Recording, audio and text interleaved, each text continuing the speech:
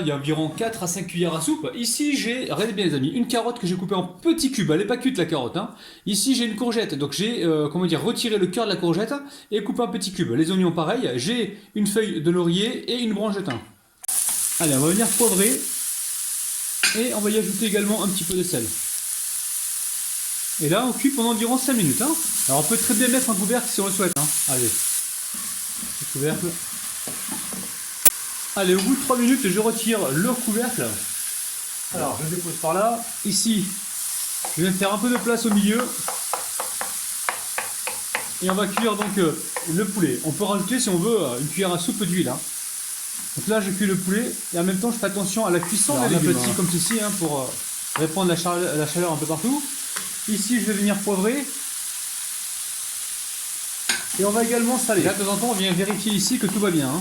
Allez, là on arrive en fin de cuisson. Je vais y mettre de la harissa. Recette super facile les amis, hein. On mélange tout ça, on coupe le feu et on va pouvoir donc passer à la suite, hein.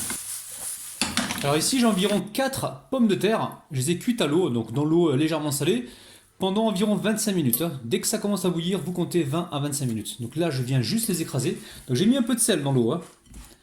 Je vais les écraser pour les réduire en purée. Alors quand c'est fait, on rajoute notre préparation et on prend soin de bien retirer donc le thym. Je ne le vois plus là, le thym. Il est là. Et on verse tout avec les pommes de terre. Vous allez voir, cette recette elle est facile les amis, mais qu'est-ce qu'elle est bonne. Là on vient mélanger avec tendresse et délicatesse. Alors, on va y ajouter 2 cuillères à soupe de ketchup bio. Ça apporte le côté sucré les amis, hein. Légèrement sucré. Sinon vous mettez du miel, il n'y a aucun problème, hein. Alors je vous en montre une. Ici je récupère de la farce. Je la mets à ce niveau-là. On va essayer de bien la répartir comme ceci. Ensuite vous récupérez ici de la vache qui rit. Vache qui rit, Saint-Maurais, vous prenez ce que vous avez, hein. On va en mettre comme ceci. Ensuite ici j'ai des olives noires que j'ai coupées en rondelles. Elles sont là. Alors je ne les ai pas mélangées directement avec la farce parce que le noir avec les pommes de terre ça va donner du gris. Et après ça, la pâte ne sera pas jolie. Et là on a quand même une jolie pâte.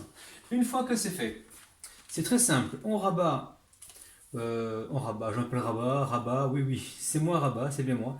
J'essaie d'étaler un petit peu pour avoir donc, une belle forme. Donc là je rabats les deux côtés comme ceci. Vous voyez bien? Est-ce que vous voyez bien les amis? Oui. Et ensuite je récupère ici à ce niveau là et je viens rouler. J'appuie en même temps ici pour avoir donc la jolie forme. Alors je continue de rouler. Alors ici j'avais du blanc d'œuf. Vous pouvez prendre de l'eau, vous pouvez prendre aussi de la farine mélangée avec un petit peu d'eau, hein, pour coller la brique. Là on va passer juste un petit peu comme ça. Finir de rouler comme ça, ça va bien se fixer. Et là je vais mettre ça donc directement sur une plaque recouverte d'un papier cuisson et je vais continuer donc ainsi de suite et on se retrouve juste avant la cuisson. On va passer un petit coup de dorure comme ça là rapidement. Une fois que c'est fait, moi je vais mettre des graines de sésame. Vous mettez des graines de nigel, vous mettez ce que vous voulez les amis, hein. Ah, peut-être qu'on va mettre les deux. Je pense que l'on va mettre les deux les amis. On va mettre des graines de nigel aussi parce que ça apporte énormément de couleurs.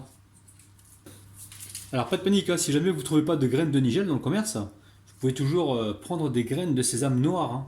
Mais sinon les graines de nigel, vous pouvez en trouver dans des boucheries musulmanes. Je sais qu'ils en vendent. Sinon on peut en trouver aussi dans certaines grandes surfaces, pas partout, hein. Surtout en ce moment en période de Ramadan on en trouve. Ou sinon dans les épiceries ou dans les marchés aussi. Marchés, les gens qui vendent des épices et tout. Vous pouvez en trouver chez eux. Donc la famille, le four est en train de préchauffer à 175 degrés, à 180 degrés, allez, 180 degrés, et là on est parti pour une coloration d'environ, on va dire, 15-20 minutes pour que ça colore. On surveille, on reste devant le four. Voilà, allez, famille, mes boreks sont cuits, je vais vous les montrer, je vous montre à l'intérieur si vous voulez, hein. Hop là, bismillah. Waouh, regardez-moi ça les amis, ça donne juste envie, hein. Bon, je vais pas déguster, hein, parce qu'il faut que j'attende un petit peu 21h30. Donc les amis, prenez soin de votre petit palais.